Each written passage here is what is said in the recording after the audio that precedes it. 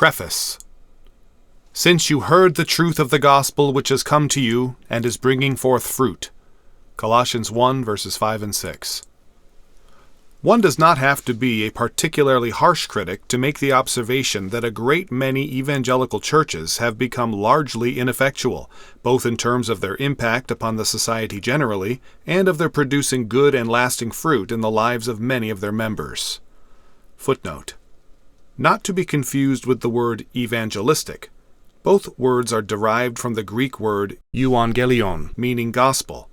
The term evangelical Christianity is used to describe the sector of the professed Christian community that seeks to uphold a conservative view of the authority and inspiration of the Scriptures. Churches are regarded as evangelical if they are Protestant, i.e. not Roman Catholic or Eastern Orthodox, and believe that the contents of the Bible, including its recorded miracles, the virgin birth and the resurrection of Christ, are literally true, and that the Bible is the ultimate test of all disputed propositions. Such churches are often contrasted with liberal Christianity. This author is unashamedly evangelical. End footnote.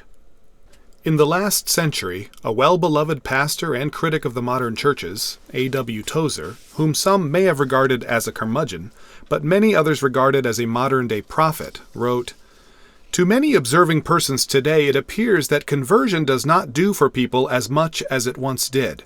Too often the experience passes, leaving the seeker unsatisfied and deeply disappointed. Some who are thus affected, and who are too sincere to play with religion, walk out on the whole thing and turn back frankly to the old life. Others try to make what they can out of a bad bargain, and gradually adjust themselves to a modified and imperfect form of Christianity." Tozer's remarks were made in the mid-20th century, and many evangelicals from his time to ours have read his assessment and nodded in agreement. Unfortunately, at this late date, the problem remains unsolved, and a newer generation of critics has appeared within the evangelical church to raise the complaint afresh. It is discouraging to observe how little has changed in this regard since Tozer's day. Some churches are growing, but the depth and permanence of the commitments of those coming in often leaves much to be desired. Tozer again wrote, "Were some watcher or holy one from the bright world above to come among us for a time, with the power to diagnose the spiritual ills of church people, there is one entry which I am quite sure would appear on the vast majority of his reports. Definite evidence of chronic spiritual lassitude. Level of moral enthusiasm, extremely low." Unquote. Too often those who respond to our salvation appeals exhibit no noticeable transformation of their lifestyles, values, or moral character. The general level of commitment to Christ in many churches seems so fragile as to tempt preachers to tread gently on moral questions and to appeal to the lowest common denominator in the congregation's spiritual self-interest. This temptation has proven too strong for many in the pulpits. Those who attend services often act as if the church exists to please finicky consumers. The result is often either a church that competes with the world, poorly, to entertain a self-centered clientele, or one that preaches a gospel characterized by great benefits offered at minimal cost. How do those professing salvation differ from others, measured by factors such as spiritual zeal, character, conduct in marriage, rearing of children, personal values, the stewardship of time and money, the love of earthly security, comfort, leisure, and entitlement, or any other area that once would have distinguished one as a disciple of Jesus?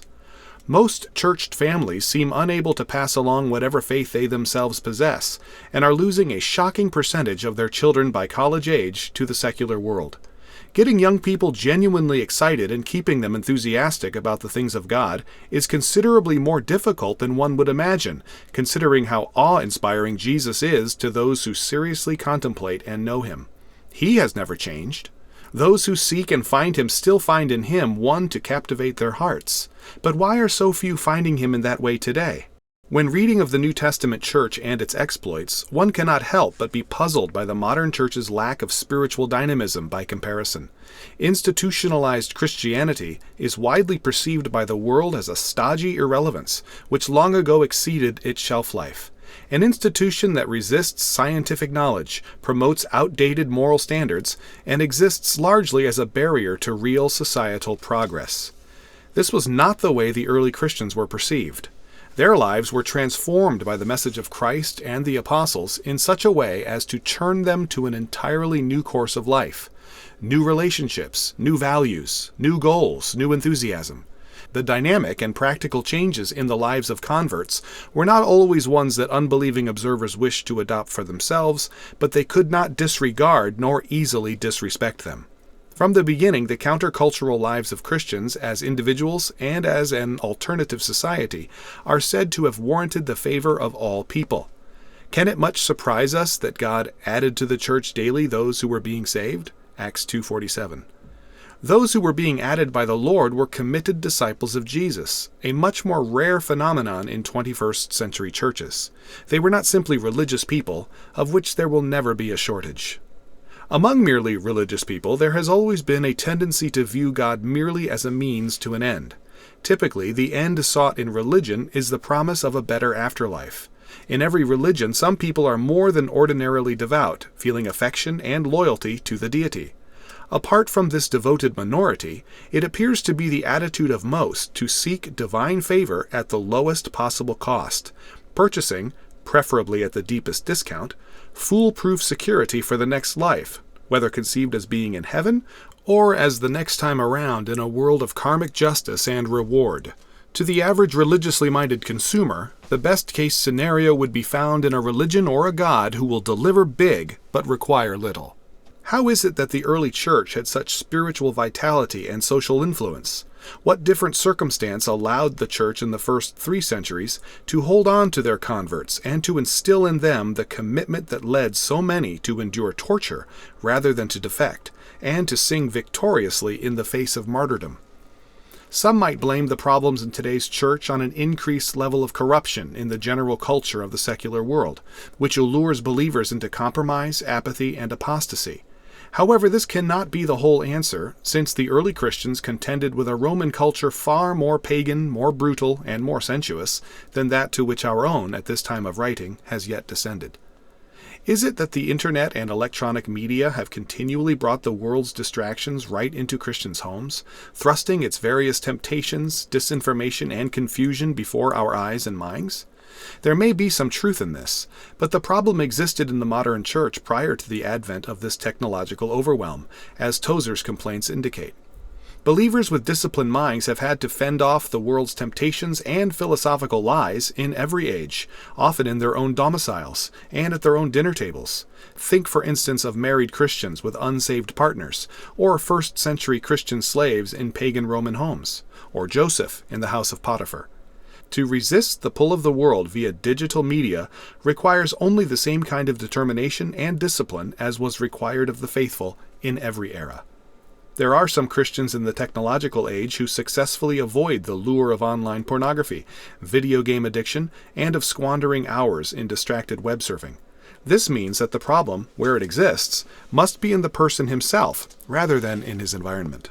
Perhaps the weakness of modern Christianity is due to disillusionment over the large number of fallen preachers and religious leaders who have demonstrated that they too are mere men with feet of clay, and have brought disgrace on the people of God through their publicly exposed moral failures. Or could it be that too many rank-and-file believers have simply shown themselves to be untrustworthy, or complete hypocrites? To place the blame here might seem plausible, but such moral failures strike me as more likely to be the fruit rather than the root of the church's weakness. After all, there were also some hypocrites in the first century church, though probably not so many as today, especially after that matter with Ananias and Sapphira. The failures of weak Christians and weak ministers do not weaken the claims of Christ, who actually warned that we would encounter such, and do not adequately explain the cause for the problem. Rather, they are usually the result of a failure with roots further back. A number of Christians assessing the situation have concluded that the problem is not in the people, but in the preaching. Not necessarily in the sincerity of the preacher, but in the message and methods used in our evangelism. The message preached is the seed by which the church multiplies. Luke 8:11. If the seed is bad, the fruit will be bad.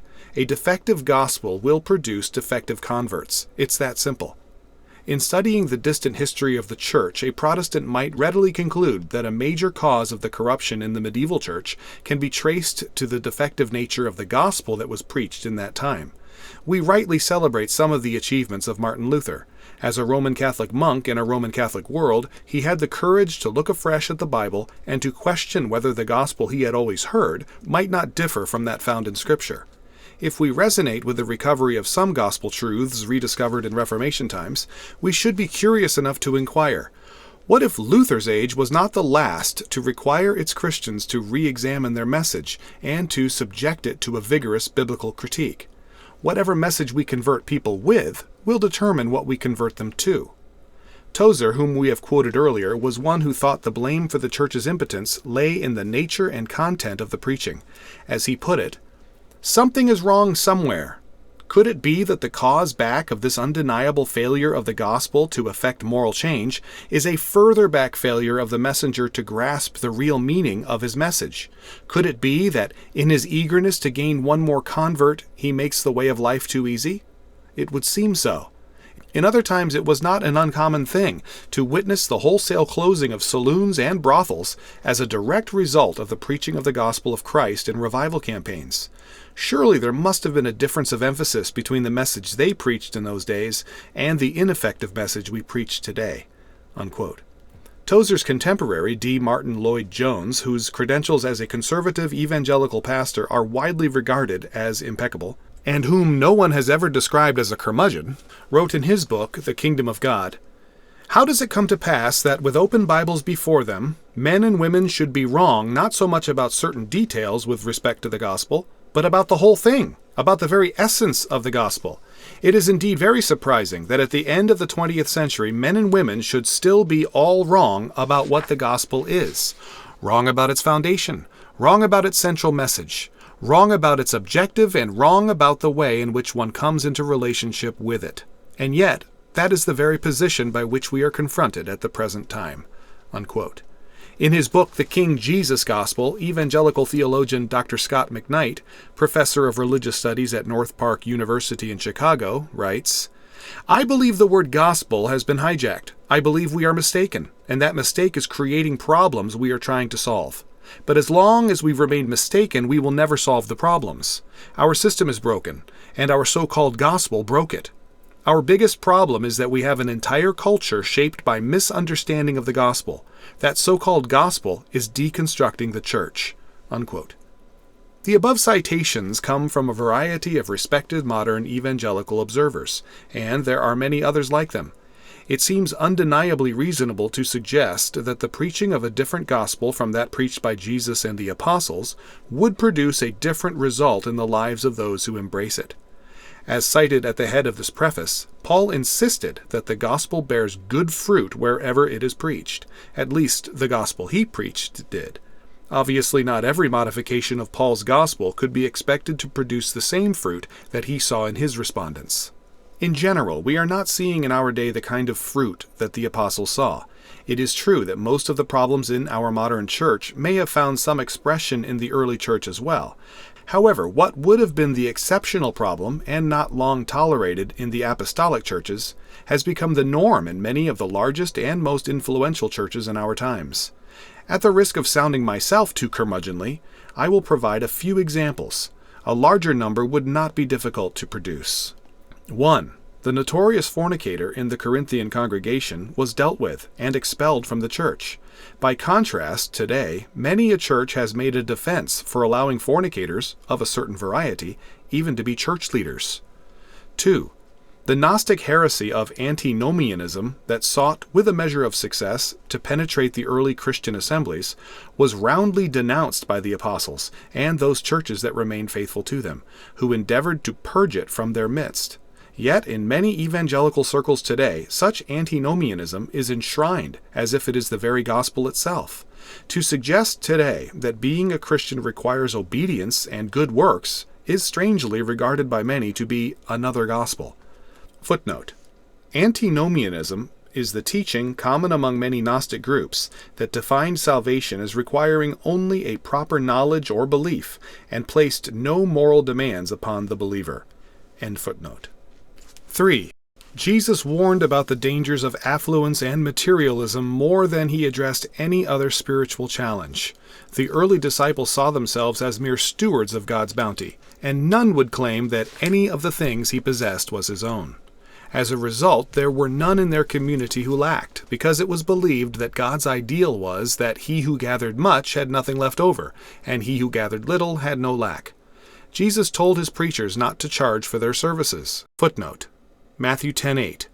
The principle that the worker is worthy of his food, verse 10, which will be provided by his master through the voluntary generosity of the master's other servants, verses 11 through 13. The preacher did not work as a contract laborer for a religious corporation. End footnote. And the Apostle Peter could honestly say, "Silver and gold I do not have." Contrast this with today's evangelical church, in which the disparity of lifestyles and the distribution of resources among members is little different from that found in the secular society. It is common for the very rich to be worshiping alongside those who cannot pay their own rent, and the pastors of many congregations enjoy opulent standards of living far above that of the average church member by whose offerings they are supported. 4. Jesus forbade, and the apostles Paul and John denounced, heavy-handed, authoritarian church leaders. But such leaders are today regarded as the equivalent of successful CEOs in secular corporations, respected by their ministerial peers, and gain large followings. This style of leadership is, to some extent, the norm in the institutional churches, and few think to criticize it. In fact, like Diotrephes, they often will brook no opposition, and outlandishly silence any would-be critics with the egregiously misapplied rebuke, "Touch not the Lord's anointed."